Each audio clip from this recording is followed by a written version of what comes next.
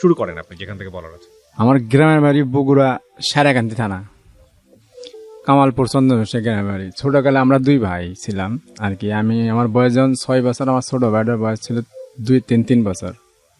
পরে যে কোনো এক সময় মানে বন্যার পানিতে আমাদের বাড়ি ঘর চলে যায়, গেলে আমার আব্বা ওই পানিতে মারা যায় আর কি। বন্যার পানিতে আপনার বাবা মারা যায়? হ্যাঁ, পানি মানে কত সালের গল্প এটা? এটা হলো আপনার মনে করেন আমার বয়স যখন 6-7 বছর আর কি। অতটুক স্যার বলতে পারবো না তো। কি নদী? বাঙালি না, যমুনা নদী। যমুনা নদী। আচ্ছা। বাঁধ ভেঙে গেলে ঘরে পানি ঢুকে যায়, জি। মানে বাঁধের সাইডে ঘর আছিল তো। পরে এই সংসারে হালটা আমার মায়ের উপরে পড়ে যায়। আচ্ছা। কারণ আমার মা আমার ঘরে 2 ভাই নিয়ে শেরপুর চলে। শেরপুর আমার একটা মামা থাকতো। আচ্ছা। পরে মামার কাছে চলে আসে, বাড়ি ঘর নদীতে সব লয়ে গেছেন, কই থাকবো। পরে নিয়ে আসে আমার মা মানুষের ভেতর কষ্ট করে কাজ করে আমাকে 2 ভাই আর কি লালন পালন করে। মানে করেন এই আমাদের শেরপুরে বিভিন্ন সাউদি হোটেল, বিভিন্ন হোটেলে মশলা বাটতো, মানুষের বাসার যা কাজ করতো, মানুষের যা খাবার দিত এটি নিয়ে এসে আমাকে 2 ভাই খাওয়াইতো। আমার মা নিজে না খায় আমাকে খাওয়াইতো। যেরকম করে মানুষের কাজ করে আমাকে চলতো আর কি। পরে এক সময় ওই যে শেরপুর থাকতাম মামা করে বাড়তি থাকার, মামা একটু জায়গা দিল যে এটি 2-3টা টিনের ছাপড়া তুলে তোর 2টা বাচ্চারা নিয়ে এনে থাক, আর কষ্ট করে কাজ কাম করে, মানুষকে আরো বড় হলে একটা কিছু হবো। পরে এরকম আমার মা মনে করেন মানুষের কাজকে মানুষ করে এরকম শুনে আমার মামিটা মানে একটু স্বার্থপরই ছিল। মানে আমার মা ওই দিন আমার মামার শ্বশুর বাড়ির থেকে লোকজন আসছে আসে মানে একটু ভালো মন্দ পাক শাক করছে। আর আমার মা তো গেছে মানুষের কাজে, আর আমরা 2 ভাই ছোট। আর আমার ছোট ভাইটা বুঝতো না যে আর কি যে খাওয়ার জন্য কানতেছে, যে আমার খিদে লাগছে আমাকে। আর মামিকে আমি মানে কই মামিকে আন্দা হওয়া লিখবি না, আন্দা হলে তো দিমু। পরে আমরা ভাবছি তো দিবই, দুপুর হলে আজান দিছে, এখন তো 1টা বাজে খাওয়ান তো দিবই দুপুরের। তারপরে মনে করেন আমার মামি এরকম করতো, মামির শ্বশুর বাড়িতে লোকজন আসছে, ওনাদেরকে খাওয়াইছে। আমরা 2 ভাই আমাকে আর খাওয়ান দেয় না দেওয়ার কারণে আমার ছোট ভাই তো কান্দে। আর আমার ছোট ভাইরে নিয়ে আমি রাস্তার বাড়ির মধ্যে বাইরে গেছি, যে আমি ওরে পালি নিয়ে খাড়া আছি। 500 রুমের এক চাষি বলতেছে যে তোর ভাই কান্দে কে? আমি আমার ভাই তো খিদে লাগছে, আমি তো মা আসে না, মা মানুষের বাড়িতে কাম করে খাওয়ান নিয়ে আসলাম, আমার খাওয়ান, তাছাড়া তার খাওয়ান না। পরে করছে তো আমার পান্তা আছে, তুই পান্তা খাস তাহলে কাঁচামরিচ দিয়ে পান্তা খা। আর আমার ভাই তো পান্তা খাবি না। পরে আমি করছি খা মা, মামি করে গোস্তান দিছে, মামি ভাত দিব দেয় না। পরে আমি কেন কি কমান ভাই, আর মামি না দিলে পরে আমি পান্তা কোন রকম নিয়ে আমার ভাই মা আসলো, আমরা 2 ভাই তো সেই কান্দা। পরে মা বললো যে কি হয়েছে, পরে এটা পরে মা বললো যে আমার ছলে একটু দিল না। পরে করছে যে দুমু তো আমার মেহমান না খেলে আগর দিই কেমনে, অথচ কিন্তু এরা খাইয়া দিয়ে বয়ে রয়েছে। পরে এই নিয়ে একটু রাগারেগ হলে মামি বলতেছে তোমরা ঘর ভেঙে অন্য কোনো চলে যাও, আমাকে থাকা যাবে না। পরে আমার মা আমাকে 2 ভাই কোথায় যাবে, আর একটা আমাদের এলাকার একটা চাষা এটা করলো যে আপনার জমিতে পড়ে আছে, একটু জমি দেন, 2টা ছাপড়া তুলে 2টা ছল নিয়ে একটু আমি কষ্ট করে চলে খাই। সেখানে কয়ে আচ্ছা আমার জমি পড়ে আছে, যেমন বেচমু সেমন ঘর ভেঙে আলায়। পরে ওদের থেকে আমি আস্তে আস্তে বড় হলে আমি ব্রাক স্কুলে ভর্তি হয়ে যাই। মানে একবেলা করে স্কুলে যায়, 12টা বাজে ছুটি দিলে আমার ভিতরে একটু জ্ঞান বুদ্ধি আসছে। আমার মা আমাকে এত কষ্ট করে মানুষ করতেছেন, আমি যদি একটু কিছু কাজ করতাম তাহলে আমার মায়ের কষ্টটা একটু দূর হয়ে যেত। এইসব করে পরে দেখলাম কি করবো, বাস স্ট্যান্ডে অনেক দোকানে জিজ্ঞাসা যে ভাই কামের লোক নেবেন, চার দোকান। তখন বয়স কত? আমার বয়স 10-11 বছর হয়ে গেছে। ওই সময় আপনি গিয়ে জিজ্ঞেস করতেন যে কামের লোক নেবেন? আমি বাস স্ট্যান্ডে জিজ্ঞেস করতাম, সামনে অনেকে করতো যে হে তুই তো ছোট, তুই তো পানির বালতি নিয়ে যেতে পারতি না, তুই এটা করতে পারতি না, এরকম তো কি করবো। মানে মাথার মধ্যে আমার ভিতরে কেমন যেন একটা আসে, মা যখন কষ্ট করে আসে ভাই সেমন অনেক খারাপ লাগে আমার। অনেক মানুষ মাকে ছিঁড়া কাপড় চোপড় দিত, এটি নিয়ে আসতো, আমরা ভালো খাবার পাইতাম না, ভালো খাওয়ার নাই।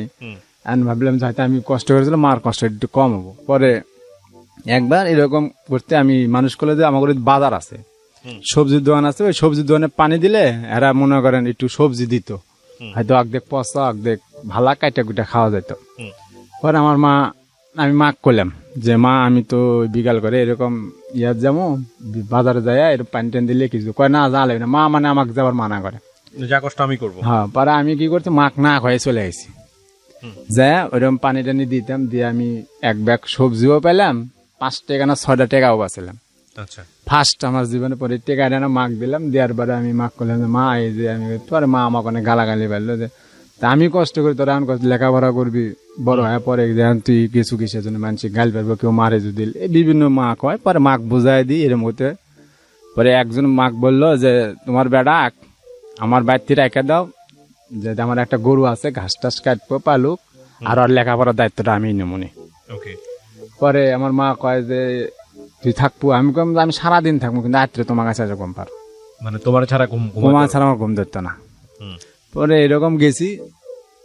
পরে উনি বেড়াকে যায়, বিকালে আসে ঘাস টাস, গরু গোসল টুসুল করাই, সবকিছু করি। ছোট ভাইটা বাড়তি থাকে। আমার মা কি করছে, ছোট বাইরে থেকে মার বাইরে মানে ওই কামও নাই, মানুষের বাসার কাজ নাই। পরে একজন বলছে যে বগুড়া বনানি আমাদের মাঝরা ক্যান্টনমেন্টের ওই জায়গাতে একটা বিল্ডিং, ওই বিল্ডিং এর খোয়া ভেঙে দিলে আমাকে টিন আছে, টিনের মাপ দিলে 60 টাকা 70 টাকা করে টিন। আর একজন কইছে তুমি যাবে নাকি, শান কইছে যে বসে থাকার বদলে 60-70 টাকা দেয়, তাহলে তোমার একদিক দিয়ে বাজার দেখাবো। ঠিক আছে, আমার ভাইক থুয়ে আমার মা চলে আসে। আমার ভাই 5 টাকা দিয়ে গেছে যে মজা টজা সদাই খাস, তুই থাকিস, কারোর কাছে যাইস না, বাড়িতে থাকিস, আমি যাই। পরে মা গেছে, যে মা ওই ভাঙতে মানে ইটা যে হাতুর দা বাড়ি দিচ্ছে, বাড়িটা মার এই হাতের লোকের উপরে পড়ে গেছে।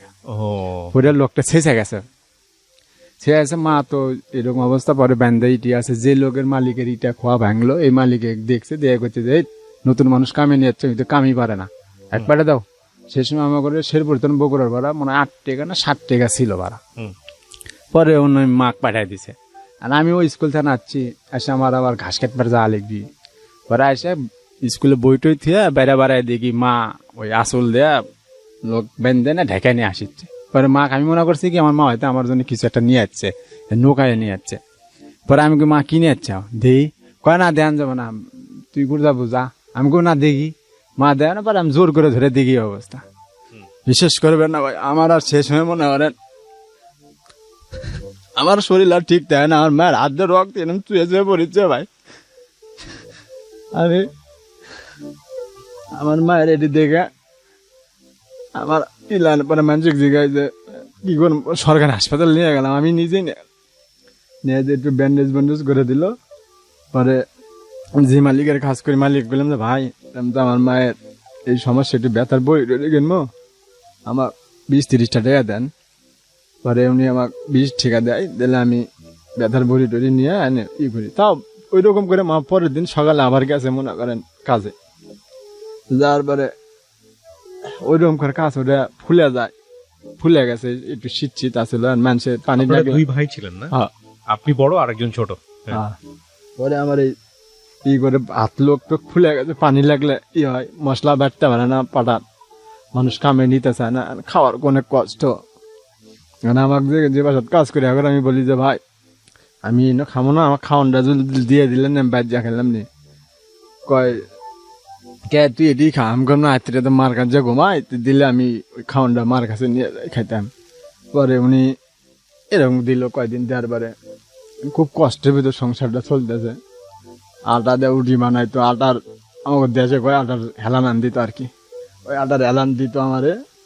পরে আমরা খাইতাম, খাই আমার সিদ্ধ যেটাকে বলে। হ্যাঁ, পরে এটা খাইতাম, খাওয়ার পরে মনে করেন চলতো। এটা মা আবার একটু লোকটা একটু আটকা টান ধরে গেল। পরে আমার এইটি পরে মা আর এক জাত কামে নিল, যে এরা বাড়ির সকাল করে যাইতে হইব, যে আন্দা বাড়ির কাপড় চোপড় ধোয়া সবকিছু করতে হইব। পরে এটি মা আবার ওই কাম নিল। আমার এই আমি যে মালিকের বাদ গরু পালতাম, ওই মালিক গরুটা বিক্রি করে দিল। দেওয়ার পরে আমাকে বললো তোমাকে তো রেখা লাভ না, আমি তো গরু বিক্রি করে হালাছি। কম তাহলে আমি কি করি, সেখানে আমি ব্রেক স্কুলে যাই। পরে বাস স্ট্যান্ড যাই, একজন আমাকে বললো যে 4 দোকানে কাম করবো, 15 টাকা দিন পাবো, আর একবেলা খাওয়া পাবো, সকালের নাস্তার খাওয়াটা পাবো। যদি করস তাহলে সকাল 6টার দিকে আসবো, আর 10টা বাজে বাদ যাবো।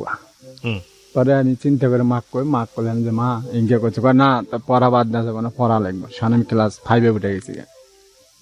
পরে মা মানা করে, আমি মার সাথে করি আমি না পড়লে কি আছে, আমার ছোট ভাইটা পড়াম, আমি আমার রক্তে বেশি হলাম, ছোট ভাইটা লেখাপড়া করাম, তুমি কথা কই না। আমি যাই 15 টাকা দিন দিলে মাসে তাও 450-400 টাকা, অনেক টাকা। পরে মা মানা করে, তাও আমি বলে যাই। যে একদিন গেলাম কই দোকানে কামে লেগে গেলাম, 2 হাত দিয়ে বালতি মনে করেন 1 কিলো ফাঁকে দেন, পানি টেনে নেশা লাগে। দুম খায়াকে নিয়ে আসি। 2-3 দিন করার পর আমার হাতের ভিতর দিয়ে খাওয়া হয়ে গেছে, ফুলে গেল গা। পরের দিন তো জ্বরে আমি উঠতে পারি না। মা মানা করে, তাও যাই, আমি ওই কষ্ট নিয়ে যাই। যে রেমি করি করবারে সেখানে একটু বুঝলো অনেক মানুষ শুনি যে ঢাকা গার্মেন্টসে চাকরিতে আসে। হুম। সেখানে আমি মানুষকে জিজ্ঞেস করি যে ভাই আমার গার্মেন্টসে গেলে চাকরি হবো না? কয় গার্মেন্টসে বয়স কম তো নাও হইতে পারে, তো অন্য কাম লাগাই তুমি ঢাকা যাবো নাকি? আমি কয় হ্যাঁ, প্রতি বছরে ঈদের আগ দিয়ে মানুষজন বাড়ি চলে যায়, এবার যারা যারা ঢাকা থাকে শুনতে করে জিগাই। হেরা কয় যে যা তো আর একটু বয়স হোক, আবার ঈদের মধ্যে আসবো না, আসাও নিয়ে দাম। এইরকম করে 2-3 বছর এরকম পার হয়ে যায়। আর যাহলে আমার বয়স 16 বছর। সেই সময় ওই আমার বাড়ির কাছে একটা ভাই আছে, উনি আসলো, আমি মানে জোর করে ধরলাম যে ভাই আমাকে এই তারিখে ঢাকা আপনি নিয়ে যাবেন, নিয়ে ডাকান। কয় তোকে নিয়ে যাম, তোর মা কয় পরে মা কয় তোকে ছাড়া তো আমি বাঁচবো না, আমি তো মরে দাম গা, তুই ঢাকা দেখলা থেকে পারবো? আমি কই একটু কষ্ট করো, ঢাকার যে মনে হলো 1-1.5 বছর চাকরি করে যেতে অবশ্যই আমরা জায়গাও কিনতে আনবো, ঘরও করতে আনবো, তোমার আর কাম করে। পরে মা বোঝে না, মা অনেকেই করে। তারপর মা বোঝায় তো আমি নিজে আসলাম। একজন 500 টাকা মা নিয়ে দিল, ওই ঠিকাটা নিয়ে ঢাকা আসি টুঙ্গি চেরাগালি আসি। আমি আসার পরে উনি আমার যে বাসার থাকবে বাসা তুলা আবার উনি যে কয়ে দিল গার্মেন্টস আমাকে চিনাই দিল যে এইভাবে যাইতে হয়, এমনি গার্মেন্টসের সামনে যা দাঁড়াবো এমনি ই করলো। পরের দিন সকালবেলা। কত বয়স তখন আপনার? 16 বছর। 16 বছর। লেখাপড়া তো হয় নাই? না, লেখাপড়া আমার বাদ। ওকে, তারপরে আমি ঢাকা আসলাম, আসে ওই রকম মনে করেন ঢাকা টুঙ্গি চেরাগালি যমুনা গার্মেন্টস একটা গার্মেন্টস আছে, ওই গার্মেন্টসের সামনে আমি যাই। প্রতিদিন সকালে 6টা বাজে উঠে ডুব গোসল দিয়ে খাওয়া দাওয়া করে ওই সবাই যখন যায় আমি সেখন সবার সাথে চলে যাই, যেমন খাড়া থাকি। আমাকে আর নেয় না, অনেক মানুষ খাড়া থাকে, মানুষ দিয়ে একজন যায় নেয়, আর ব্যাপারটি মানা নেয় না, কারণ আমার বয়স কম, সেখন আমার দাড়ি মুছ নাই, আমাকে ইয়ে হয় না। পরে আমি যাই, ঘুরে আসি, যাই ভাই হলো না তো, কয় তুই আর একটা যে ঘুরতে থাক হবো। পরে এরকম করতে একজনকে আমি ধরলাম, যে লোকটা একটা পিএম মনে হয়, পিএম লোক নেই। পরে ওই স্যারে করলাম, স্যার আমাকে কি নেবেন না, আমাকে যে কাম দেন আমি সেই কামই করবো স্যার, আমাকে কি নেন? কয় যে তোমার বয়স তো কম, এই বয়সে তুমি লেখাপড়া করবে, তুমি বসে গার্মেন্টস যাচ্ছ, রাগ করে যাচ্ছাও? আমি কই না ভাই, আমাকে একটা চাকরি দেন, আমাকে যে কাজ দিবেন আমি সেই কাজই করুন। পরে উনি বলতেছে যে না, এইভাবে তো হয় না, তোমার বয়স কম, তোমাকে চাকরি দিলে আমারই চাকরি থাকবে না। পরে আমি একটা ব্যবস্থা করে দেন ভাই। পরে কয় তুমি বিকালবেলা দেখা করো, আমি অমুক জায়গায় অমুক বাসার থাকি, মানে আমার যে বাসার থাকতাম ওই কাদেরিয়া গেটে, উনি ওই বাসাতেই থাকতো। পরে 5টা বাজে ওনার ছুটি হয়েছে, আমি ওনার কাছে আবার গেলাম, তারপর ওনাকে বললাম সবকিছু যে ভাই এই সমস্যা। পরে উনি বললো যে আমি তোমাকে একটা গার্মেন্টসে চাকরি দিতে পারি, তুমি স্টোরে মাল টেনতে পারবে। আমি কই আমাকে যে কাজ দেবেন আমি এই কাজই করবো। কয় যখন যদি বাইরের ভাইয়ের টায়ার আসে সেখন কিন্তু তুমি সাইডে গার্মেন্টস থাকবে, আমার সাইডে বসে থাকা লাগবে, কারণ তোমাকে দেখলে ভাইয়ের সমস্যা হয়ে যাবে, ভাইয়ের কাজ দিবে না, এরকম যে কেউ। পরে উনি আমার কাজে লাগাই দেয়, 1663 টাকা বেতন ধরে দেয় আমার। দেওয়ার পরে আমি কাজে লেগে যাই, নিচতলাত কাটিং, ওই কাটিংয়ে প্যান্টের জিন্সের প্যান্টের দেখলে কাটে, কাপড় কাটা 2 পেটি করে দেয়। একটা পেটি মনে হয় 25 কেজি 30 কেজি করে ওজন হবে। ওই 2 পেটি 2 হাতে ধরে 6 তলা পর্যন্ত সিঁড়িতে বয়ে ওঠা লাগে, দুম খায়গা, শরীরের ঘাম চুয়া মনে করেন আমার শার্ট গেঞ্জি ভিজা জায়গা, আমি চিপে ফালাই মনে করেন পানি ফালাই দিয়ে তাও ওইরকম করি। পরে অনেক মানুষ আমার দিক চায় থাকে, অনেকে কয় যে এই তুমি এই কামটা নিলা কেন, এটা তুমি করতে পারবে, কদিন পর তো মরে যাবে গা, বাঁচবে না তো, অল্প বয়স। আমি শুনে কই না, আল্লাহ কষ্ট দিলে একদিন আল্লাহ তিষ্ট মিলাইবি, আল্লাহ বিশ্বাস রাখি সবসময়। পরে দেখা গেলাম, পরে এরকম কাজ করে প্রথম মাসে আমি ওভার টাইম দিয়ে বেতন পাই 2200 টাকা। 2200 টাকা বেতন পেলে পরে মার কাছে আমি 600 টাকা পাঠাই, আর খাই আমি মেস ভাড়া খাওয়া দাওয়া দিয়ে এরকম টুকটাক সংসার চলতেছে আর কি। মা তখন কোথায়? বগুড়াতে? মা তখন বগুড়াতে ছোট ভাইকে নিয়ে। ছোট ভাই কি করে তখন? ছোট ভাইয়ের বয়স কত? ছোট ভাইয়ের বয়স এখন 4-5 বছর। ও আচ্ছা, মা তখন কাজ করে মানুষের বাড়ি? হ্যাঁ, আমার মাও কাজ করে। আচ্ছা। পরে মা ছোট ভাইটা নিয়ে মানুষের বাড়ি যদি টিনের ছাপড়া তুলে থাকে, পরে থাকার পরে এরকম হলো। আর পরে আমি যখন কষ্ট করে চলতে মনে করেন ভালোই 7-8 বছর আমি গার্মেন্টস চাকরি করি। পরে আবার মোটামুটি মাও করে আমিও করি, 1% আমরা জায়গা কিনি, বাড়ির একখানে 1% জায়গা কিনে ওই জায়গায় আমরা টিনের ছাপড়া তুলে মাক থুয়ে আমি গার্মেন্টস চাকরি করি, মাও চাকরি করে। পরে মা কয় যে তাহলে তুই ব্যাচ চলে আয়, এখন ব্যাচ চলে আসে দেখে শুনে আনে, দেখি বিয়ে শাদী একটা করাই দেয়, করাই দিব। আমি কই না, বিয়ে পরে আগে করি। পরে এরকম হওয়ার পরে আমার হঠাৎ করে গার্মেন্টসে আমার জন্ডিস হয়ে যায়। আচ্ছা। আমার নেবার জন্ডিস হয়ে যায়, এবার ম্যাচে পরে দেখি জ্বর সর্দি, আর মাকে আমি জানাই না, কারণ মা টেনশন করবে। দেখ মা ফোন দিলে, সাধারণত আমার ফোন ছিল মানুষের ফোনে কথা বলতাম, ফোন দিলে বললাম যে অফিসে আছি কি মা, ভালো আছি, তুমি খাইছাম নি? মা খবর নেই, মা কইতাম না আমি। হুম। পরে মাও আমাকে কইতো যে আমার মন যেন কিরম কিরম করে, তোর কিছু একটা হয়েছে নি, তোর কথা ইনকে কে। মায়ের মন ভাই। পরে আমি এরকম কইতাম, করার পরে থাকতাম। পরে আমি যে অফিসে চাকরি করতাম ওই অফিসে একটা অপারেটর ছিল, মহিলা অপারেটর। উনি দেখতেছে যে এই তো 2-3 দিন গার্মেন্টসে আসে না, তাহলে হ্যার বাসার লাঞ্চের সময় হ্যার আমার বাসার চলে গেছে, মানে মেসে থাকে, মেসে গেছে। যাই দেখে যে আমার এই অবস্থা। পরে ওই মেয়েটা বললো যে তোমার তো জন্ডিস, তুমি এটা চিকিৎসা না করলে তো মরে যাবে, বাড়ি চলে যাও, নাহলে চিকিৎসা করো। পরে একজন করলো যে এই জায়গাতে একজন পানি পরা দেয়, আবার জন্ডিস ঝাড়ে, করবে যে ওষুধ, তুমি এই জায়গায় যাও আমার সাথে। পরে আমার সাথে যাই, যাওয়ার পরে আমার জন্ডিস হয়ে যার চিকিৎসা করো। ওই মেয়ে জামাই আছে, বলা মানে বোন, বোন হিসাবেই ডাকতাম। আচ্ছা। পরে বোন বানা আলাইলাম। পরে আমার মায়ের সাথেও কথা কয় দিই, এমনি কথা কয় কইতেই এই মেয়েরই আবার আর একটা ছোট বোনের। পরে হে আমাকে ডাইরেক্ট আমাকে বললো যে আমার একটা বোন আছে, তোমার ওইদিকে ভালো পোলা বেলে বিয়ে দিয়ে দেবো, তোমার মায়ের সাথে যোগাযোগ করো। মার সাথে কথা কয়, সান মার সাথে কয়, সান মা। বয়স কত আপনার? সেই সময় আমার বয়স 18 বছর। 18 পার হয়ে গেছে মনে হয় আর কি। পরে কত টাকা স্যালারি পান ওই সময়? এই সময় বেতন পাই আমি মনে করেন 2200 টাকা। 2200 টাকা। আচ্ছা। পরে মা ফোন দিতে, মা আবার কইতেছে যে ঠিক আছে। পরে মা এক সময় আসছিল আমার কাছে, আসে আবার মেসে তো আর মা আসে থাকতে পারবো না। পরে হ্যাগর বাসাতে রাখলাম, এখন ভালো একটা সম্পর্ক হয়ে গেল। হয়ে যাওয়ার পরে আমি মনে করেন চাকরি করতে করতে আমি একদিন এবসেন্ট করছিলাম, আমার জ্বর আসছিল, আমি যাইতে পারি না। পরে আমার চাকরিটা চলে যায়।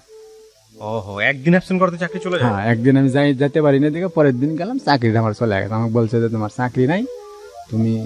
আমি কম স্যার আমার তো অসুস্থ ছিল, আমি এই জন্য কয় তুমি অন্য কোনো কাজ দেখতে পারো, কারণ অফিসে তুমি অ্যাবসেন্ট করছো।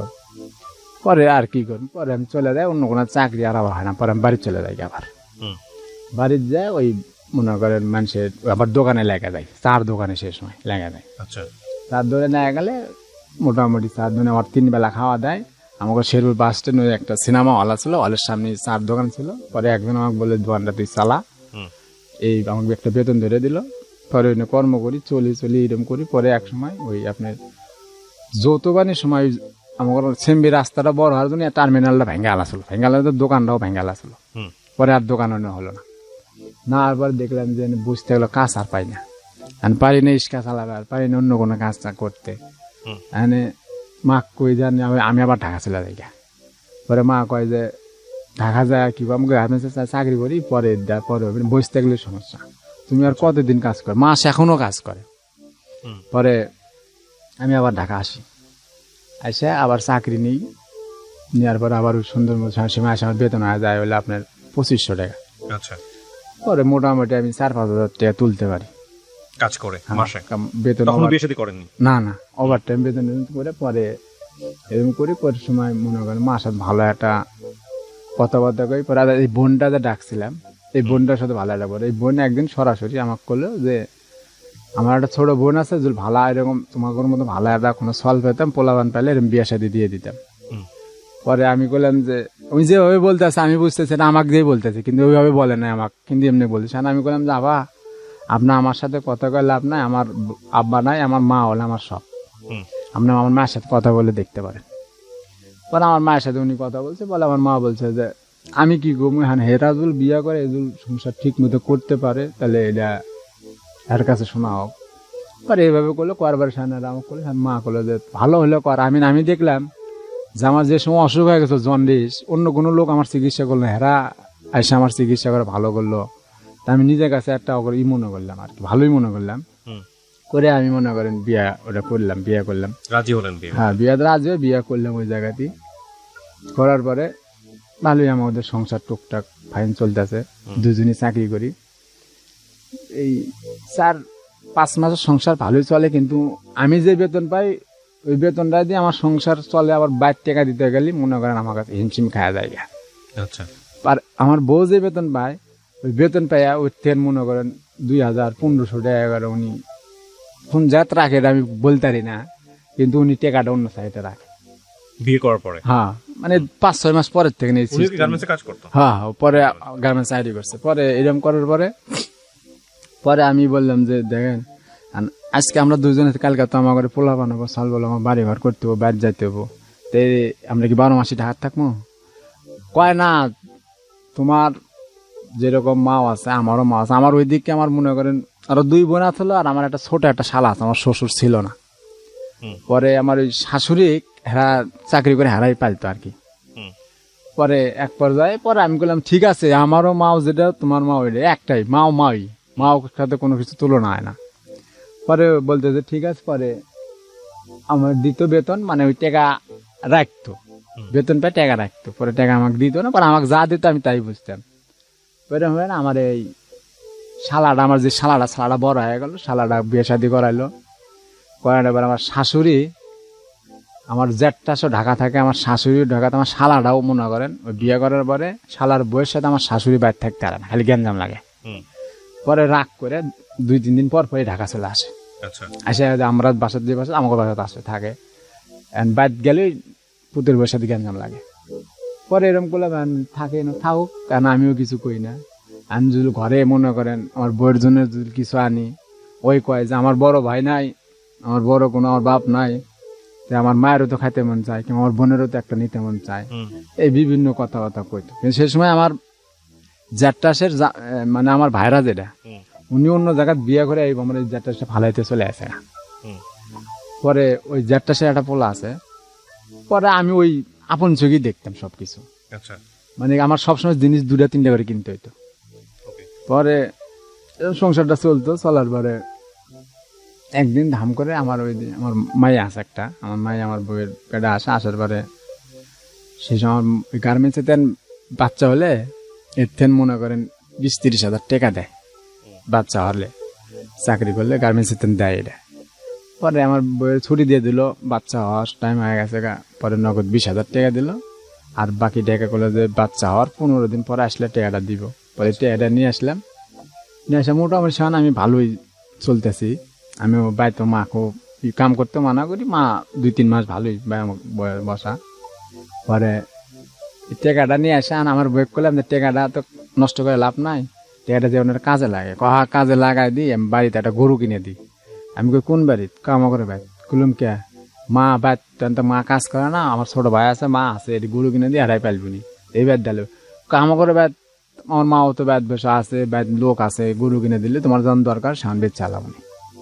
গরু কিনে দিলাম, দেওয়ার পরে 2-3 দিন পর পরই মানে গরুর খাওয়ানোর লেগে 500-300 টাকা করে দেওয়া লাগতো আমার। আমি সেই সময় গার্মেন্টসের চাকরি আবার বাদ দিয়ে দিয়েছিলাম, দিয়ে আমি ল্যাপটপের কাজ শিখি।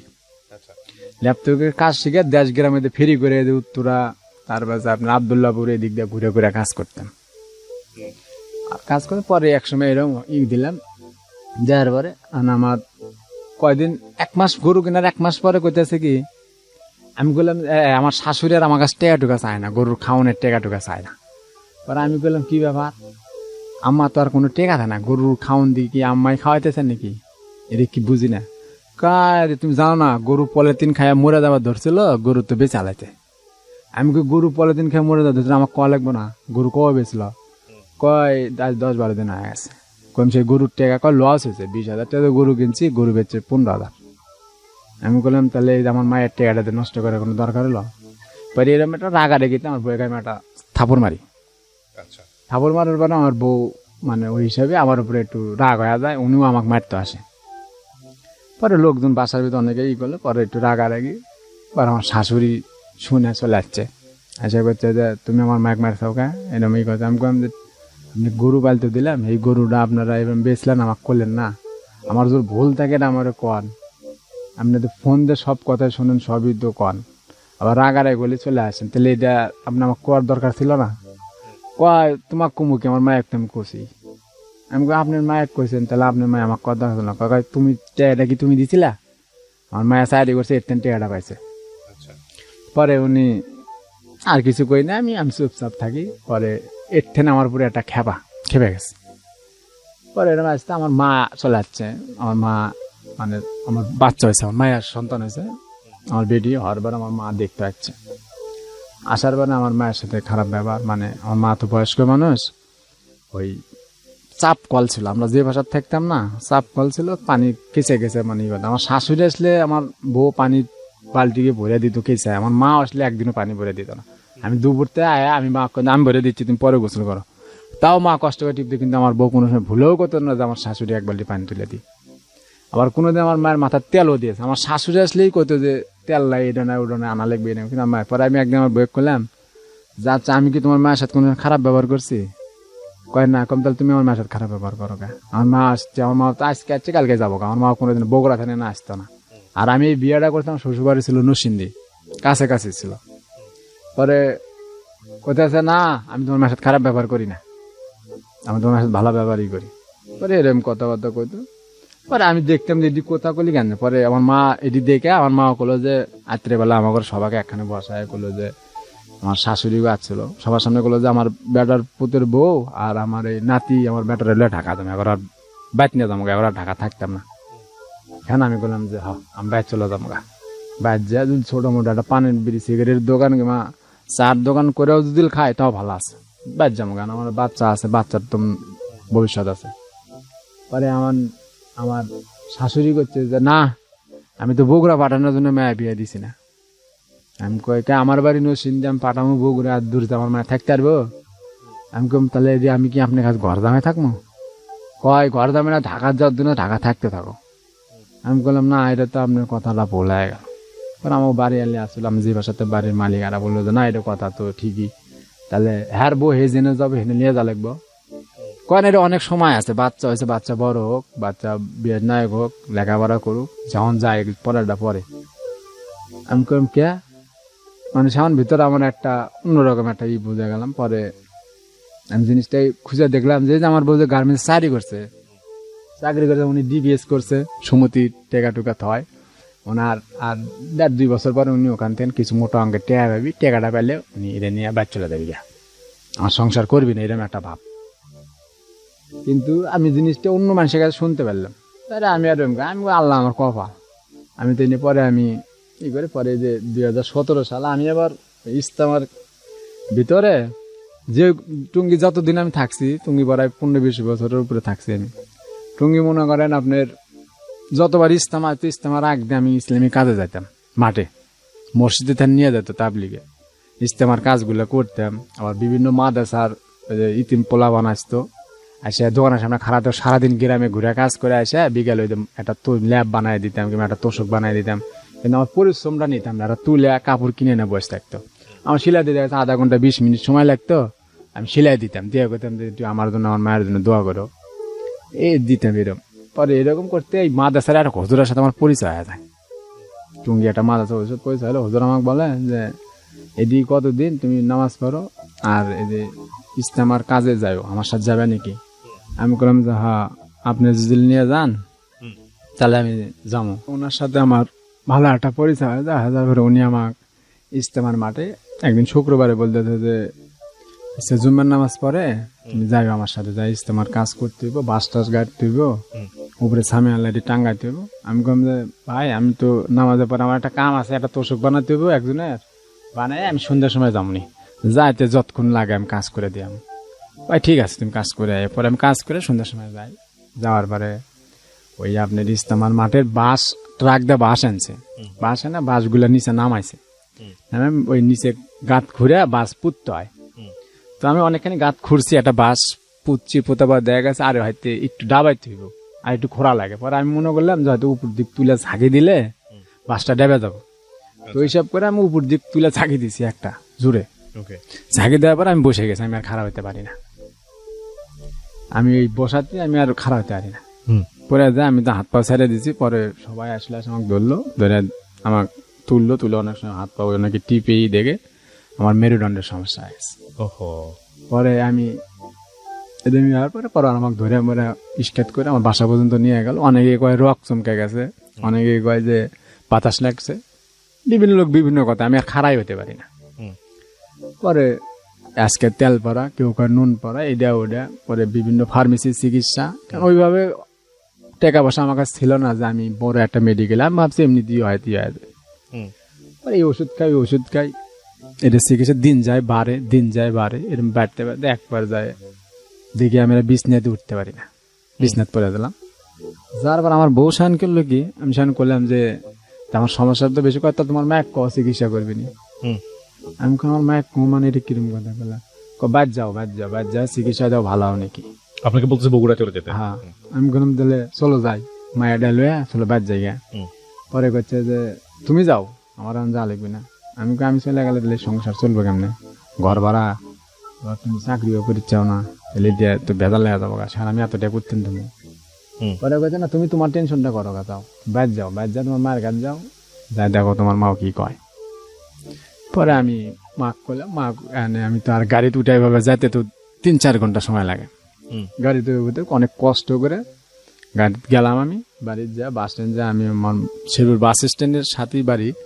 পরে আমি ওখানে যা আর বাড়ি পর্যন্ত যাইতে হবে না। পরে অনেক লোকজন আসে, আমাকে যেরকম সাইন করে মানুষ নিয়ে যায়, এরকম সাইড করে আমার বাইক নিয়ে গেল।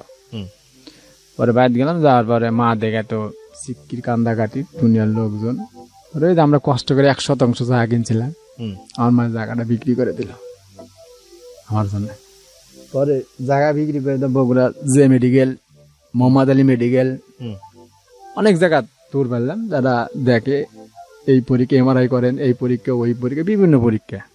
আশা করি টাকা নিয়ে বিভিন্ন হাসপাতালে দৌড় বাড়ি যাই আসি, এরকম করতে এই টাকাটাও পঙ্গু হাসপাতালে আসলাম। আসার পরে পঙ্গু হাসপাতালে আসার পরে এরা বলতেছে যে আমি বগুড়া যে রিপোর্টগুলো নিয়ে আসছিলাম এটি চলতো না, এরা নতুন করে রিপোর্ট করতে হবে, আবার এমআরআই নতুন করে করতে হবে।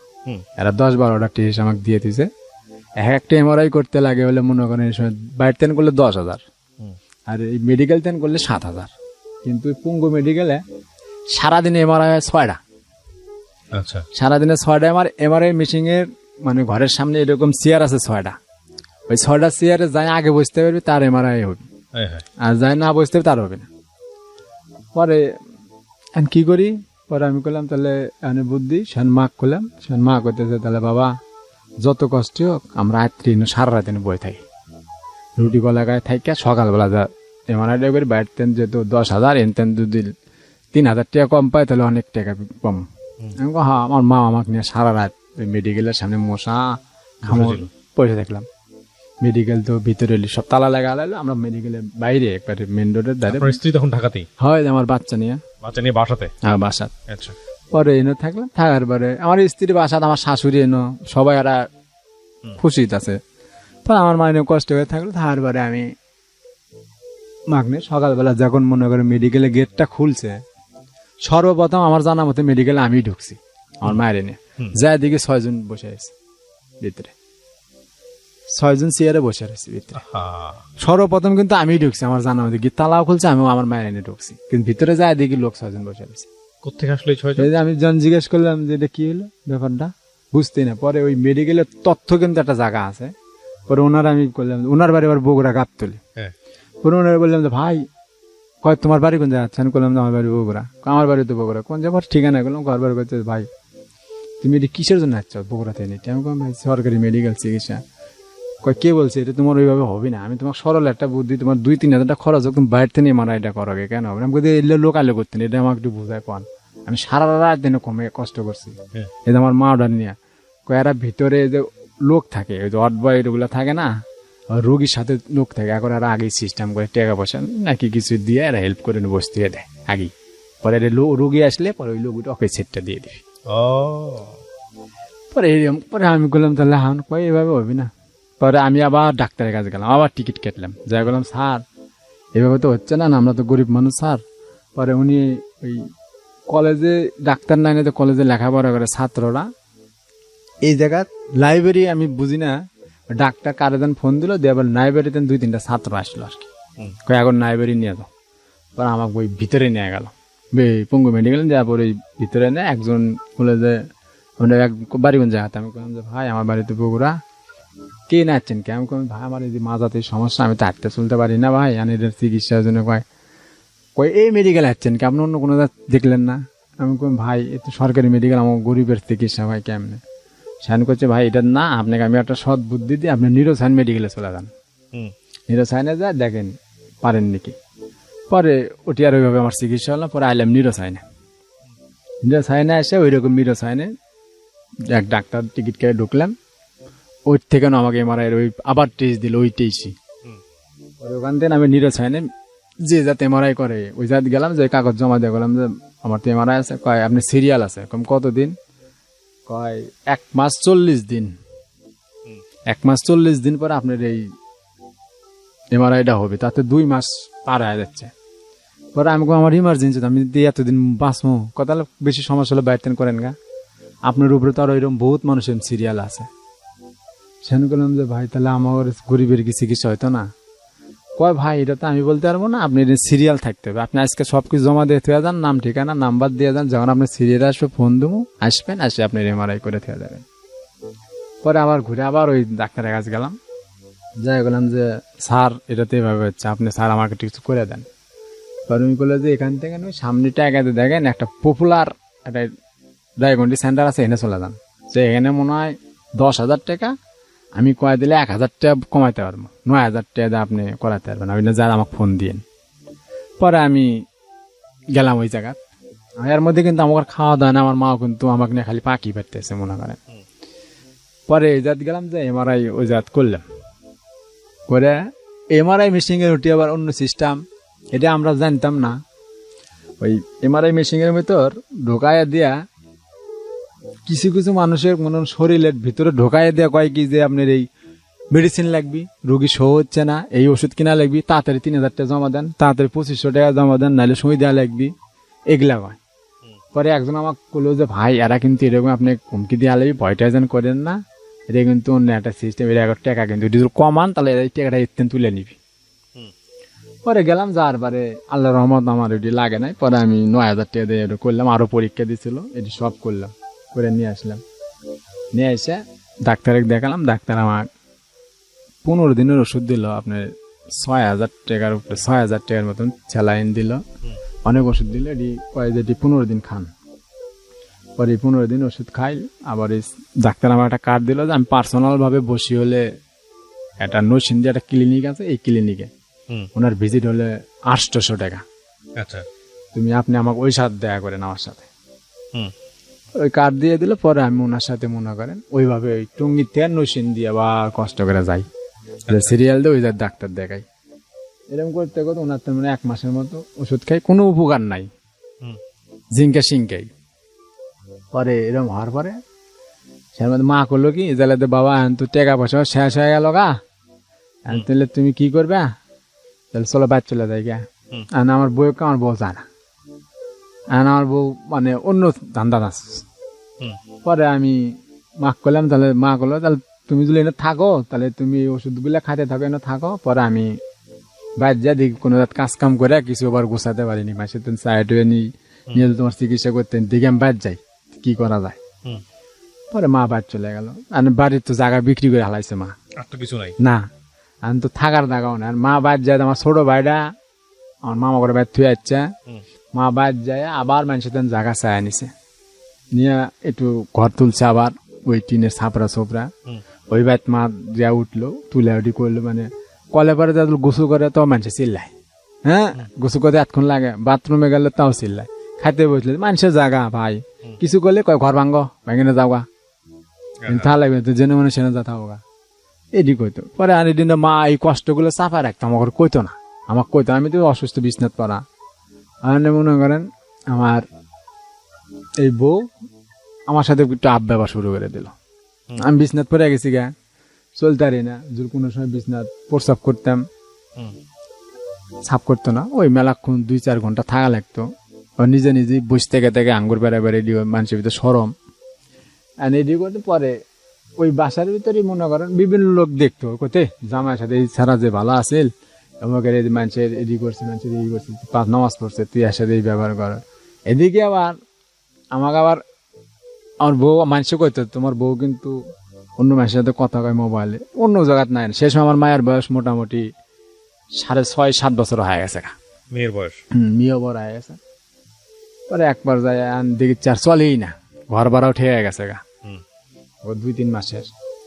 বাড়ি এলেও চাপ দেয়, বাড়ি এলে টিয়া দেবো দেখেন, আমি কই তার আনতে থাকলে তো যত থাকবো তত তুমি বিপদে পড়বো, তাহলে বাদ জায়গা কয় তুমি বাদ যা থাকো গা, আমি কই তো ঘর ভাড়া কয়টা দিলে আমি দেবো, তোমার তোমরা থাকছাও যেটি এটি দিয়ে যাও গা, নতুন করে হলে আমি দেবো।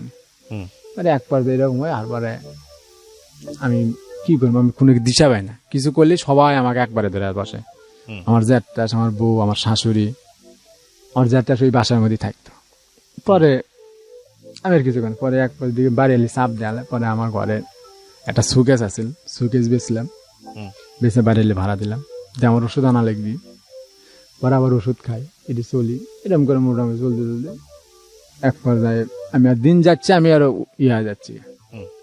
পরে একজন আমাকে বললো যে তুমি একটা চেয়ারম্যান আছো, ওই চেয়ারম্যানের কাছে যাও, চলো আমরা যা তোমার সাথে যাই, কই যে স্যারা আমাদের এই এলাকায় বহুত দিন থাকে, এরকম মানুষের বাদ কাজ কাম করে, স্যারা ভালো আছে, দেখি তোমাকে কিছু টাকা পয়সা সাহায্য তুলে দিতে পারি নাকি। কিন্তু পরে আমি হ্যাঁ ঠিক আছে চলেন। পরে ওনারা আমাকে ধরে ইস্কাতে নিয়ে গেল, আমি গেছি এই জায়গায়, এই আমি যে দোকানে কাজ করতাম এই দোকানের মালিক আর সাথে লোকজন আসলে এরা নিয়ে গেল। সেন অনেক যা বললো যে ভাই এই ইস্তামার মাঠে এই কাজে যায়, এরকম অবস্থা হয়ে গেছে গা, চিকিৎসা করার টাকা পয়সা পাইতো, ওষুধ খাওয়ার মতো ক্ষমতা নাই আর। ওনার কথা এদিকে আমার বউ কি করছে, কাপড় চোপড় নিয়ে গোষ্ঠী নিয়ে চলে আসে, পেট চলে আসে। পরে আমি দেখতে নাচ্ছি, এই লোক আমাকে কিছু টাকা দিছিল, 2000 না 2500 টাকা আমাকে দিছিল। পরে এই টাকাটা নিয়ে আমি আসে দেখি যে ঘরতালা মারা। পরে আমি আবার বললাম যে কি ব্যাপার, হ্যাঁ কুটি গেল মাইলে, তোমার বউ তোমার সংসার করবি না, পেট চলে গেছে গা, তুমি থাকো তো রুম ছাড়া দাও, এলে ঘর আমার যা আছে এটি বাইরে শেয়ার করে বাইরে ফেলে দিমু, দিয়ে তুমি চলে যাও গা। আমি কম দেন আমাকে 15 দিন সময় দেন, আমি দেখি কি করা যায়। পরে রাত্রে মায়ের জন্য কান্দি, বউয়ের জন্য মাঝে আর পাও ধরি, আর হাত ধরি, আমার বউটা এনে দেন, একটু কষ্ট করেন, দেখেন একটু কি হয়, বাড়িয়ালি কথা কয়, এই দোকানের মহাজনরা কথা কয়, বিভিন্ন মানুষ কথা কয়, বিভিন্ন মানুষ যায় আমার জন্য, যে এই স্যারা তো ভালো আছিল, আজকে স্যারা অসুস্থ হয়ে গেছে গা, তোমার কর্ম করে খাইছে না, তো তোমরা যারা ফালাই থুয়ে আসলে এটা তো আল্লাহ সহ্য করতে না, কি ভুল এটা কও, স্যারার দুসব কও আমাকে, আমরা বিচার করি, আর আমাকে বাড়ির মধ্যে একদিন থাকে আমরা তো জানি। পরে বিভিন্ন কথা কথা সেনা আমার বউ করতে আমি কিছু করতাম, আমার মা যা করবো তাই। আমার শাশুড়ি কয় আদৌ আমি মায়া বগুড়া পাঠাইতাম না।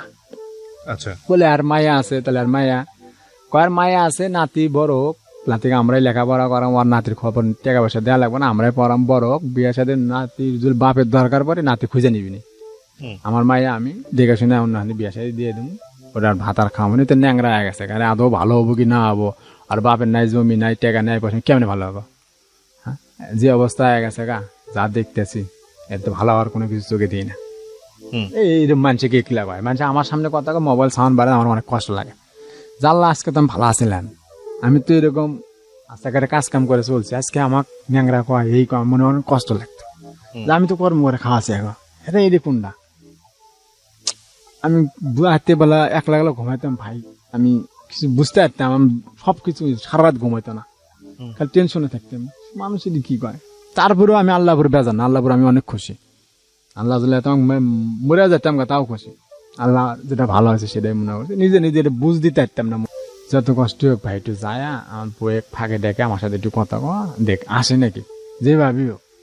পরে উনি যেটুকু যায় গেছে, যায় বাদ গেছে, যায় এরকম বাজার ঘাট করছে, কথা কথা কয়া নিয়ে গেছে, এবং বই কইছে যে দেখো আর তো এই যে তুমি যে চলে আসলে, তুমি না সময় ভেবে বিয়ে শাদী বসলে তোমার জামাই যাবো, কিন্তু এই ছলটাই তুমি করবে কিছুর জন্য, এই ছলের তো বাপের দরকার আছে, বাপ যতই ন্যাংরা হয়ে যায়, যতই অসুস্থ হয়, আল্লাহ তো ভালো করতে হবে, এটা তো আল্লাহর ইয়া আছে না, এটা তো আল্লাহ বাকি দিয়েছে, এই তো মায়ের পেটের তেন অসুস্থ বাড়া নাই কে, অনেক কিছু বোঝাইছে, পা পর্যন্ত বলে ধরছে, আমি দেখি নাই গে, উনি এসে যেভাবে বলছে বলার বারে বলতেছে যে না ভাই আমি আসলেও যাবো না, আমি আর ভাত খামো না, হ্যাঁ রে বাদ যাবার কনগা যায়, হ্যাঁ মায়ের এনে হ্যাঁ থাকুক গা, আমার মাইয়া বড় হোক, বলে আমি তাহলে এটাই তো তোমার মনে আছে, তুমি আগেই যেতে গা, তুমি যখন ভালো আছো সামনে যেতে গা, কয় না আমার সবকিছু ঠিক হয়ে গেছে, এক জায়গায় কয়েন 3 দিন পরে আমার খালতো ভাইয়ের সাথে আমার বিয়া, মমিন সিং থাকে, বিভিন্ন কথা কথা কয়ে দিছে। আসে আমাকে কইতেছে যে ভাই আমি তোর জন্য জীবনে আমি অন্য কারো পাও দিন, তোর জন্য তোর বউয়ের পাওয়া পর্যন্ত ধরে যাচ্ছি, কিন্তু তোর বউ কথা শুনিচ্ছে না। পরে আমি বিছনা আমার বাড়ি আলা তাই পরে যায়, মানে ধরলাম যে ভাই আপনি এলো কষ্ট করে একটু যান আমার জন্য। আমার বাড়ি আলা আর একটা লোক নিয়ে গেছিল, আমার বাড়ি আলা বাবা ছিল, উনিও যায় ওই একই কথা, ভাত খাবি না ব্যাট যাওয়ার কাউকা। পরে এরকম হওয়ার পরে 20 দিন পরে আমার বাইট ফোন দিলাম, মাক করলাম, মাকে এর আগে মাক কই নেই আমি, যেহেতু কিছু ভেজালে পড়ে গেছি গা, মাক করলাম মা তুমি ঢাকা আসে আর কয় কে আমি কম যে একটু আসো। পরে মা হচ্ছে যে আমি 2 দিন পরে আসতেছি। পরে মা 2 দিন পরে একদিনের 300 টাকা নিয়ে ঢাকা আসছে আমার কাছে। আসার পরে দেখতেছে যে আমার ঘরের ভিতর মাল সামানা অর্ধেক আছে অর্ধেক নাই, বউ নাই। সেন মা কাছে কি হয়েছে, সেন মা সবাই কইছে যে এরম এরম অবস্থা। সেন মা কয় যে তাহলে আমি যাচ্ছি। পরে মাও গেছে, তারপরে মা ডাইরেক্ট কয়ে দিচ্ছে যে আপনারা 2-3 দিন পরে আমি কাগজ দিয়ে দেবো, ডিভোর্স দিয়ে দেবো নি, আমি আর সংসার করবো না, আপনার আপনি নিয়ে যান না। কথা আমার নাতিটা দেওয়া যাও, কারণ নাতি যদি কোনো বাপের দরকার পড়ে নাতি নিজেই যাব। এই দিনে আর কোনো জ্ঞানজামের দরকার নেই, আমরা নিয়ে বগুড়া পাঠাইতাম না, অনেক দূর হয়ে যায়। কই বিয়া শান দিলেন সামনে, এটা বুঝছিলেন না। আর যখন বিয়ে শাদী হলো সামনে তো আমরা কোচে আমার বাড়ি কোন যাতে আপনার মাইয়া কোচে এনে মা করছে, তাহলে এনে কি করবে। এদিকে তো সমুদ্রের টেয়া তুলে নিয়ে আসলাম, এই কিস্তিটা আমরা আর দিতে পারছি না ভাই। না দেওয়ার পরে কিস্তির লোকজন বাড়ি ভরে যায়, মানুষের বাড়ি থাকি, আরো চিল্লা শুরু হয়ে যাচ্ছে গা। আর এদিকে বউ চলে আসেন, আমারও খাওয়ার, মাও কাম করে যে এটা মা খাবো না, আমাকে দেবো না কিস্তি, তুমি দুনিয়া ভেজালে পড়ে গেলাম গা। সামনে মা করছে যে তাহলে এখন কি করবো, এখন তো বিষ খাওয়া ছাড়া মরা ছাড়ার বুদ্ধি দেই না। কোনো জাত কেউ হেল্প করছে না, কোনো জাত কোনো রকমই পারতেছে না। ছোট গেলে বাপ মরে গেছে, কারণ মা সংসারে দিয়েছে, মার মুখের দিক তাকাবে না, মা আমার মুখে দিতে এরকম করে মা স্টাক করলো। মা স্টাক করার পরে মাক নিয়ে টানাটানি, পরে মাক নিয়ে অনেক দূরে পেরা মাক মোটামুটি কি বলে, পরে মাক নিয়ে ঢাকায় আমি বিছনাতি পড়া। সেখানে আমি ওই মানুষের আগের জায়গার সাথে কাজ করতাম, মানুষের এসে বসে থাকতাম দোকানে, দুধ দেয়া, কেউ যদি কাজ করে আসতো হয়তো দিত 50 টাকা 100 টাকা, যে চল এই জাগর সাথে পরিচয় আসছিল, বন্ধু বান্ধব আশপাশের লোকজন সাহায্য মাঝে এই দিয়ে আমি টুকটুক করে করে।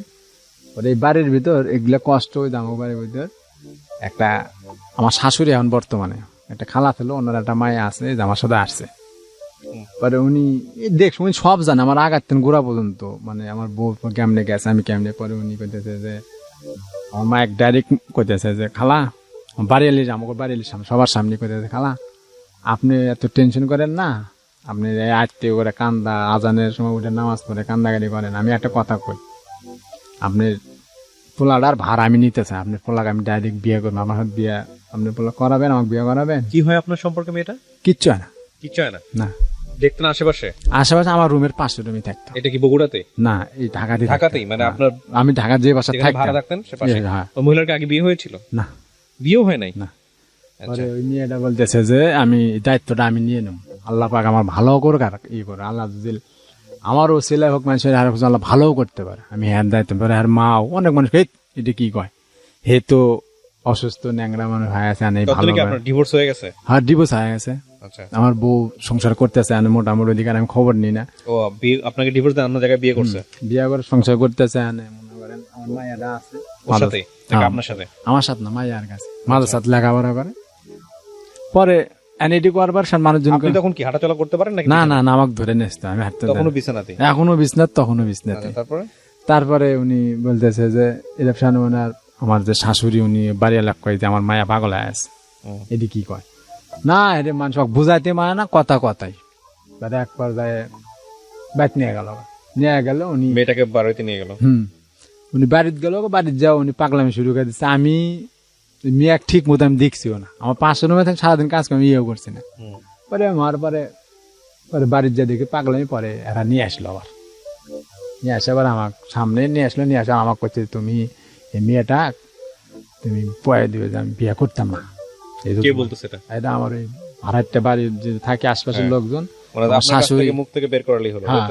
করছে। পরে আমি বললাম যে আমি তো নিজে আমার কবরের ভিতরে এক চলে আছে, আমি মা জানে হাঁটতে পারিনি, বিয়ে করে আমি কেমনে চালাম, এটা আমার আমি নিজেই চলতে নিজের পেটের ভাতে ঝুঁকি, ওষুধ খাওয়ার টাকা পাই না, মানুষে দিলে আমি খাই, না দিলে না খাই থাকি। পরে করছে যে না তুমি এটি কবে।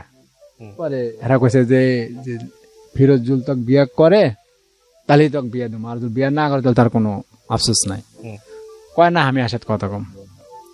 পরে আসার পরে এরকম আমার ঘরের ভিতর ছোট একটা পকেট রুমে থাকতাম, এই পকেট রুমে এলাকার মুরব্বী যে বাড়ির ভিতর থাকে এরা, মেয়েটা আসা আমাকে বলতেছে যে যে আপনার দায়িত্বটা আমি নিবার চাচ্ছি। আমি কম আমার দায়িত্ব আপনি কিভাবে নেবেন? কয়ে যে আপনার দায়িত্ব নেবো আজকের থেকে। আপনারা এই মানে আমার মা আছে সবার সামনে, আপনাকে আমি ডাইরেক্ট বিয়া জুল আমাকে করেন, আমি যেমনি হোক আপনার দায়িত্ব, আপনার প্রসাব বাথরুম সাফ করা, আপনার শরীরে যতই করে আমি করবো। আমি কিসের জন্য? আপনি আমার নাই টাকা পয়সা, নাই বাড়ি ঘর, আমি নিজে অসুস্থ, আমি আজ বাদে কাল মরেও যেতে পারি, তা আপনি আমাকে কি দেখে আমার দায়িত্বটা নেবেন? কয় না আমি কিচ্ছু দেখে দেখবো না, কিন্তু আপনার ভিতরে একটা ভালো একটা মানুষ। আমরা যতদিন আপনি 10-15 বছর আপনাকে দেখতেছি, কোনো দেখবেন ক্যানজাম করে না না আপনি কি করেন? আমি কম না, আমি দেন বিয়ে করতাম না। কয় না আপনি এটা বুঝে দেখেন, আপনি না, আমি মানা করে দেওয়ার সাথে মেয়েটা চলে আসে যায় বাড়ির যাওয়ার মায়ের সাথে মনে এটা নিয়ে অনেক গ্যাঞ্জাম শুরু করে দিছে। পরে এই মেয়েটা এরকম করার পরে সেখানে আর আমার শাশুড়ি বলতেছে থাক বাবা, আমার মায়ের বলতেছে যে দায়িত্ব নিতে চাচ্ছে আপনারা কি করে পারছেন। সব লোকজন বুঝায় করলো যে এটা আল্লাহ নিজের হাতে ফেরেস্তা পাঠাই দিছে মনে করো। সবাই এটা চিন্তা ভাবনা করে আন করলে আর কি করার। পরে বিয়ে আমি করাইলাম, আমাকে বিয়ে করলাম। কত সালে বিয়ে করলেন? এই 2 বছর হয়েছে। 2 বছর হয়েছে। বিয়ে করার পরে কি দাঁড়ালো? বিয়ে করলাম, করার পরে মেয়েটা ওই জায়গায় গার্মেন্টসে চাকরি নিল। নেওয়ার পরে বিভিন্ন লোক বিভিন্ন মেয়েরা কয় ন্যাংরারে বিয়ে করছে, ন্যাংরা হাঁটতে আনা চলতে আনা, সেখানে কি করলো রুম দিল টুঙ্গি ছাড়া। টুঙ্গি রুম ছাড়া দিয়ে আমরা আসলাম আশুলিয়া এসে আমরা একটা ছোট বাসা ভাড়া নিলাম। আমি বিছনাথ পরে থাকি, টাকার অভাবে আমি চিকিৎসা করতে পারি না। মা বাড়ি চলে যায়, মানুষের জায়গার থেকে সমতির কিস্তি জ্বালা, পুলিশ আসবে আস না, কাজ ধরে নিয়ে যাবো। পরে এডি করতেছে, করে পরে আমার বউ চাকরি খোঁজে, করোনা এসে গেল, চাকরি হয় না, বিভিন্ন জায়গা যায় হয় না। পরে রাস্তার থেকে মনে করেন যে কচু টুকায় নিয়ে আসে, নিয়ে সিদ্ধ করে কচু খাই, হয়তো একবেলা কচু খাই আর একবেলা না খাই দেখি পান্তা দেয় কেউ। আশপাশে মানুষ দেখে যে খুব কষ্ট আছে, বিভিন্ন মানুষ ওই পচা তরকারি একদিন কাটা উঠা খাওয়া যেত, এটি দিত, কেউ আল্লাহ বাসি তরকারি দিত। এটি নিয়ে এইভাবে চলে চলতে আমার বউ ঝোট মিলে চাকরি নেয়, 6,000 টাকা বেতন চাকরি নিয়ে। ওদের নিয়ে মোটামুটি মানে এই আনে ঘর ভাড়া দেয় 2,000 টাকা, আর যা থাকে আমরা টুকটুক করে ই করি। পরে এরকম করতে ভালো, এরকম করে চলতে পরে মানে অবস্থাটা এরকম চলতে পরে আমার মা আসলো। এভাবে থাকলে তো আমাকে তো আর কিছু দিশা পাচ্ছি না, জান আমরা কেমনে চলুম আর কেমনে তোর চিকিৎসাটা করুম, আর কিচ্ছু তো নাই। দেখ কেউ কিডনি নেয় নাকি, একটা কিডনি বেচে আলাই বেচে তোর, হ্যাঁ একটা কিডনি বেচে আলাই বেচছে। আমি তো বুড়া মানুষ, মরে যাবো গা, একটা কিডনি বেচছে দেখতে আমার বেটাটা খারাপ করতে পারি নাকি। আমার সামনে যেমন তোর 7 কার ছলপল জন হাঁটা যায়, আমার দুম একটা আসে যে আমার বেটা আজকে আল্লাহ কোন পরীক্ষা ফেলাই দিলা, আমার বেটা হাঁটতে পারে না। এই মা এটি কষ্ট আমার কাছে প্রকাশ করতে, এদের দেখে আমার কষ্ট লাগতো। আমিও কানতাম, মাও কান্দে। ওই দিনের পর দিন মা আসলি ফোন দিলি কান্দাকাটি এই ওটা বিভিন্ন এরকম করতো। বারবারে আর কি গো এমনি চলি চলতে মনে করেন এই যে এর মধ্যে সমতি নিয়ে খুব বিপদ আছে থাকার পরে মা বাদ যায়। বাদ গেলে আমার এলাকার মেম্বার বিভিন্ন লোকের কাছে কইলে বিভিন্ন লোক ওই একটা সবাই মিলে একটা সাহায্য তুলে 50-60 হাজার টাকার মতন তুলে নিয়ে এসে আমার মা আবার আমাকে দেয়। দিলে এটা নিয়ে আমি আবার এই যে আপনি যে না আসার আগে লয়েন্স হসপিটাল আছে ঢাকা আগারগা, থেরাপি সেন্টার, পরে এই জায়গায় যেমন ভর্তি হই, হওয়ার পরে উনি ডাক্তার দেখে বলতেছে যে আপনার এই চিকিৎসা আপনার জটিল সমস্যা হয়ে গেছে, আপনার কিডনি ব্লক হয়ে গেছে, একটা কিডনি সমস্যা, আপনার কিডনির পানি জমা আছে, অল্প সময়ের মধ্যে অপারেশন না করেন কিডনি বাদ হয়ে যাবে, আপনার মেরুদণ্ডের ডিস্ক একটা নষ্ট হয়ে গেছে, আপনার মাজার পাইলসের সমস্যা, বাথরুমে আসলে ওই রক্ত আসে বাথরুম আসতাম, হাত পাও আগের থেকে অনেক চিকন হয়ে যাচ্ছে, খারাপ হতে পারি না, ঠিক মতো ধরে ধরে নেওয়া যায় লাগে। পরে এটি দিয়ে করছে জান এটা আমরা তো এভাবে গ্যারান্টি দেবো না, আপনি আমাদের এখানে যদি 2 মাস থেরাপি দেন একটু সুস্থ হতেও পারেন নাও পারেন। সেন বললাম যে কেমনে, কয় দিয়ে দৈনিক 2500 টাকা, দিন গেলে 2500 টাকা, মাসে 65,000 কত হাজার টাকা এরকম হয়। পরে আমরা গরিব মানুষ হিসাবে এই জায়গাতে আপনার ওই লয়ন হসপিটালে একটা স্যার আসলো আমাদের এই বগুড়া সারাগান্তিরি, ওনার সাথে কথা বলে উনি বললো যে তোমার বাড়ি কোন জায়গায়, বললাম বারবার করছে যে আমি কিছু সার করে দিই যে তুমি করতে পারো। পরে এনে ভর্তি 1 মাস এনে চিকিৎসা করলাম, কোনো উন্নতি নেই। পরে ওনারা করলো যে আপনার চিকিৎসা বাংলাদেশে নাই, চিকিৎসা করতে চান তাহলে আপনি মাদ্রাজ যাইতে হইব, মাদ্রাজ গেলে আপনার কিডনি এই যে হাড়ের এই যে মেরুদণ্ডের যে হাড় এটি এদের ঠিক করতে এটি অপারেশন সব করতে গেলে আপনার 8 থেকে 9 লক্ষ টাকা খরচ হবে। হলে আপনি মোটামুটি 100% 80% সুস্থ হয়ে চলতে পারবেন। না আমার তো কপাল আর চিকিৎসা নাই। আমি বললাম না ভাই আমি 80 টাকা গুছাতে পারি না, আমি 8 লাখ টাকা করতেন গোছাম। আমার বাড়ি নাই, ঘর নাই, আমার কিচ্ছু নাই। মা আজি কয় এইসব করে মা আসে চলে, মানুষের দিলে খায়, না দিলে এই যে আমার বউ 6-7 হাজার টাকা বেতন পায়, এমনি ভাবে চলে। মনে করেন ওর থেকে টাকা দিতেন, যে কয় টাকা আসলে অন্য চিকিৎসা করে যে রিপোর্ট নিয়ে আসছি এটি আবার নতুন করে সংসার জীবন কেমন চলছে এটা বলেন? সংসার জীবন বলতে আমি ওইভাবে চলতে আছে। মনে করেন স্ত্রী আপনার সাথে হ্যাঁ আছে আমার সাথে, উনি চাকরি করে, 6-7 হাজার টাকা পায়, 2 হাজার টাকা ঘর বানাই দিয়ে কচু মচু টোকাই খাওয়ান দাওয়ান। এই বাজারে তো সবই পানি পর্যন্ত কিনা ভাই। বাচ্চা হয়েছে আপনাদের? না না না কোনো বাচ্চা কাচ্চা নাই। উনি মানুষ কেমন, আপনাকে সেবা কেমন দেন? উনি খুব ভালো মানুষ। খুব ভালো মানুষ, কোনো অভিযোগ নাই আপনার? না না আমার কোনো অভিযোগ নাই। কেন বললেন আজকের এই গল্পটা? গল্পটা বললাম ছোটতেন কষ্ট হলাম, কষ্ট হয়ে মানুষ হলাম, মা এত বড় কষ্ট, কিন্তু জীবনে অনেক কষ্ট থেকে গেল। আমি তো মরে যাবো মনে হয় চিকিৎসা হবে, কিন্তু আমার জীবনে একটাই কষ্ট, আমার মাকে আমি সুখটা দেখাতে পারলাম না, দিয়ে দিতে। আর ছোট ভাইটা এখন ওই যে আজমিস্ত্রি কাজ করে না করে, হ্যাঁ ওনার একটা মাইয়া আছে। ও বিয়ে শাদী করে মেয়ে আছে। ওই যা পায় মনে হয় বউ ফল মানুষের দেখা হয়। আমার মেয়ের সাথে কথা হয় মাঝে মাঝে, ফোন দিলে ভালো লাগলে ধরে, না লাগলে না ধরে। যেহেতু আর এক সংসার করতেছে, ওনার প্রতি আমার তো কোনো অভিযোগ নেই।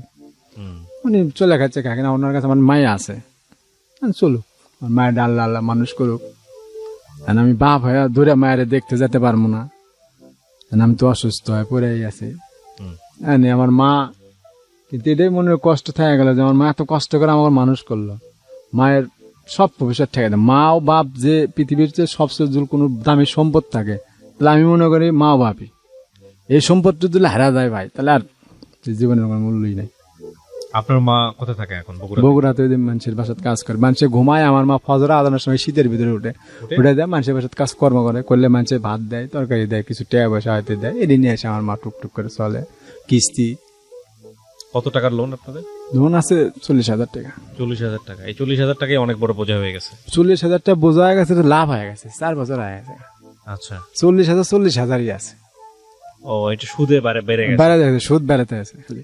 অদ্ভুত জীবন, মানুষের অদ্ভুত জীবন। প্রিয় দর্শক এবং শ্রোতা, গল্পটা যে জায়গাটায় এসে দাঁড়িয়েছে আমার আসলে কিছু বলার নাই। এই গল্পের খুব চমৎকার একটা জায়গা আছে, সেই জায়গাটা হচ্ছে যে আল্লাহ বলেছেন যে কখনো নিরাশ হয়েও না, পরিস্থিতি যেরকমই হোক না কেন নিরাশ হয়েও না। আমরা নিশ্চয়ই ওনার আগের স্ত্রীকে নিয়ে কোনো দোষ আরোপ করবো না, তিনি হয়তো তার জায়গা থেকে সঠিক ছিলেন, তিনি পাশে নেই, তার সন্তানটাও এখন তার পাশে নেই, কিন্তু তার পাশে একজন এসে দাঁড়িয়েছেন, সবকিছু জেনে শুনে তাকে বিয়ে করেছেন। এবং একইভাবে মা হচ্ছে পৃথিবীর সেরা সম্পদ, সবসময় বলা হয়, সেই প্রমাণও কিন্তু আজকের এই গল্পে আছে। কিন্তু কথা হচ্ছে যে এই ভদ্রলোকটাকে আসলে আমরা খালি হাতে ফেরাবো কিনা। আজকের এই গল্পটা শুনে আপনারা দেখবেন যে রেডিওতে আমরা এখন এই হেল্পিং এপিসোডগুলো একদম বন্ধ করে দিয়েছি বললেই চলে। কারণ এর পেছনের অন্যতম কারণটা হচ্ছে যে একটা গল্প প্রচারের পর যে পরিমাণ হ্রাস হয়, যে পরিমাণ মানুষ আসেন নিরুপায় হয়ে আমাদের কাছে হাত বাড়ান, আসলে সেই কোয়ান্টিটিটা আপনারা না দেখলে বুঝতে পারবেন না। কিন্তু আমরা যে একেবারে বন্ধ করে দিয়েছি ব্যাপারটা এরকমও নয়। মাঝে মাঝে 2-1 এপিসোড যেগুলো আমাদের কাছে অনেক শিক্ষণীয় মনে হয়, সেখানে আমরা আসলে ফোন নাম্বারটা দিয়ে দেই বা ওদের সাথে যোগাযোগ করার রাস্তা বলে দিই।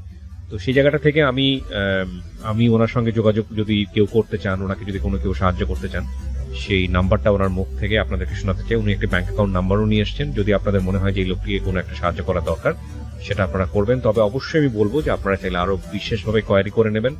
গল্পের খাতিরে আমরা বেশ কিছু বিষয় এখানে গোপন রেখেছি, বিশেষ করে ওনার বাড়ির ঠিকানা বা অন্য কারণ এখানে কোনোভাবেই ওনার স্ত্রীর, প্রথম স্ত্রী যিনি ছিলেন, তার মান সম্মানে আঘাত আসুক সেটা আমরা চাইনি। তো সেই জায়গাটি থেকে আমরা ওই বিষয়গুলো যতটুকু গোপন রেখে প্রচার করা দরকার সেটা করেছি। তবে যদি আপনারা ওনার ঠিকানা জানতে চান, ওনার বাড়িতে গিয়ে কোয়ারি করতে চান, ওনার সমস্ত কিছু আরো জানতে চান, সেটা আপনারা ওনার মাধ্যমে করে হেল্প করতে পারেন। এটা হচ্ছে বিষয়। আর ওনার ফোন নাম্বারটা আমি জানিয়ে দিচ্ছি ওনার মুখে। আপনার ফোন নাম্বারটা একটু বলেন তো। আমার ফোন নাম্বার 01961 25 92 50। আরেকবার বলেন। 01961 25 92 50। এটা আপনার হচ্ছে বিকাশ নগদ? এটা আমার বিকাশ নগদ রকেট তিনটাই করা আছে। হ্যাঁ তিনটাই করা আছে। এটা আপনার নিজের নাম্বার? এটা আমার নিজের নাম্বার। নিজের নাম্বার। আর আপনি এই যে এখানে একটা ব্যাংক অ্যাকাউন্ট দিয়েছেন, আমি ব্যাংক অ্যাকাউন্টটা নিজে আমার মুখে বলে দিচ্ছি, কিন্তু এখানে যেই ব্যাংকের অ্যাকাউন্ট এটা তার আমার নাম মোহাম্মদ ফিরোজ মন্ডল।